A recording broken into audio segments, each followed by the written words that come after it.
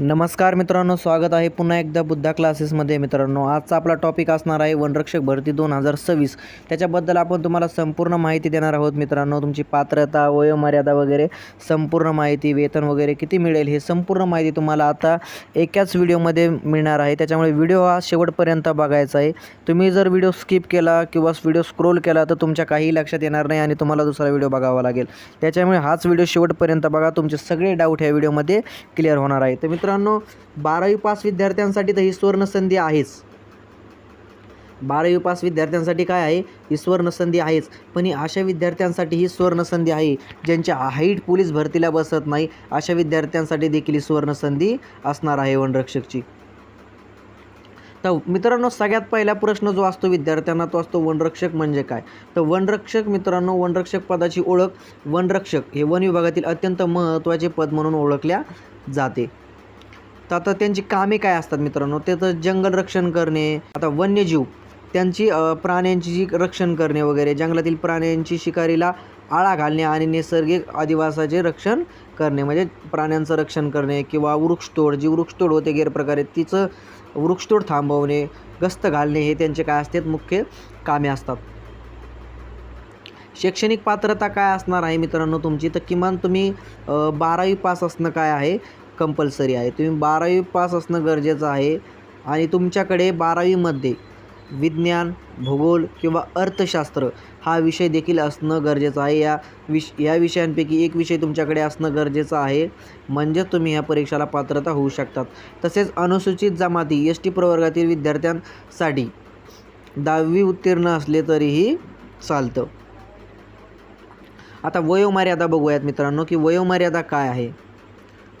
तर मित्रांनो, ओपनसाठी आहे 18 ते 27, OBCसाठी आहे 18 ते 32 आणि SC STसाठी आहे 18 ते 32 वर्ष. भरती प्रक्रिया कशी असणार आहे तुमची, तर ऑनलाईन अर्ज सगळ्यात पहिले तर म्हणजे फॉर्म तर तुम्हाला भरावाच लागणार आहे. त्याच्यानंतर लेखी परीक्षा होणार, त्याच्यानंतर मैदानी चाचणी होणार, कागद पडताळणी होणार आणि तुमची अंतिम निवड म्हणजे तुमची मेरिट लावली जाणार. आता ग्राउंडबद्दल माहिती द्यायची झाली मित्रांनो, तर पुरुषांना जी हाईट आहे ती 163 सेंटीमीटर, महिलांना 150. आता मित्रांनो, तुम्हाला माहिती आहे पोलीस भरतीला किती 165 सेंटीमीटर काय लागते, हाईट लागते, 165 सेंटीमीटर. तर पण इथे तुम्हाला किती 163 सेंटीमीटर हाईट पाहिजे, म्हणजे तुमच्यासाठी सुवर्ण संधी असू शकते. तुम्ही याच्यासाठी फॉर्म अप्लाय करू शकतात.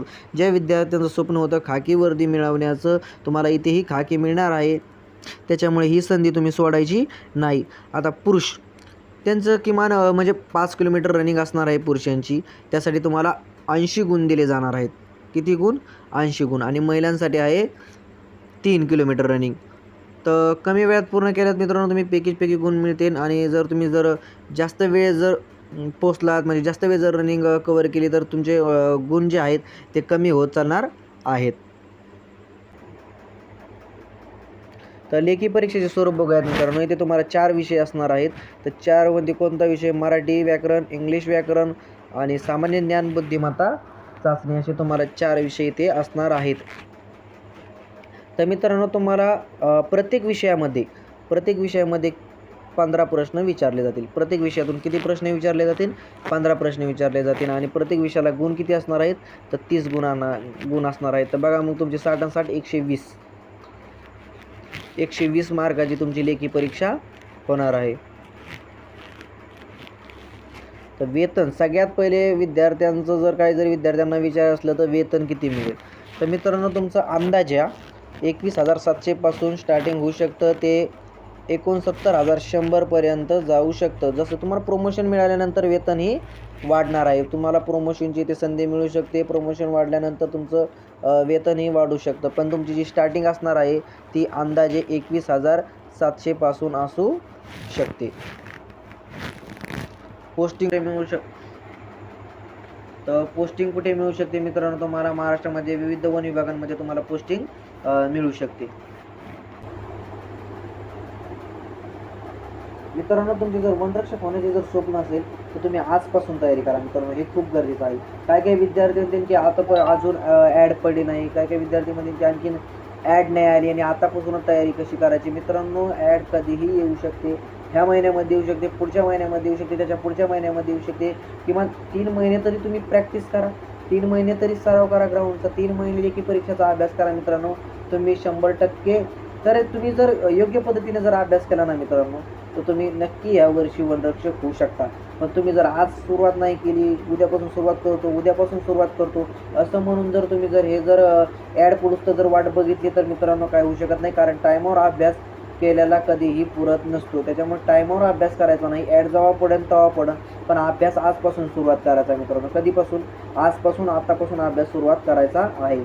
तर भेटूयात मित्रांनो नेक्स्ट व्हिडिओमध्ये. तुमचे जे काही प्रश्न असतील किंवा आणखीन तुम्हाला जर कोणत्या विषयावरती माहिती हवी असेल तर तुम्ही काय करा, मला कमेंट करा. कमेंटमध्ये मी नक्की तुम्हाला रिप्लाय करेन किंवा नक्की आपण त्या टॉपिकवरती जो तुमचा प्रश्न आहे त्या टॉपिकवरती व्हिडिओ बनवू. आणि आपल्या चॅनलचं ब्रीद वाक्यच आहे की जो अवघड टॉपिक आहे आपण त्याला सोप्या पद्धतीमध्ये शिकवणार आहोत. तर भेटूयात मित्रांनो नेक्स्ट व्हिडिओमध्ये.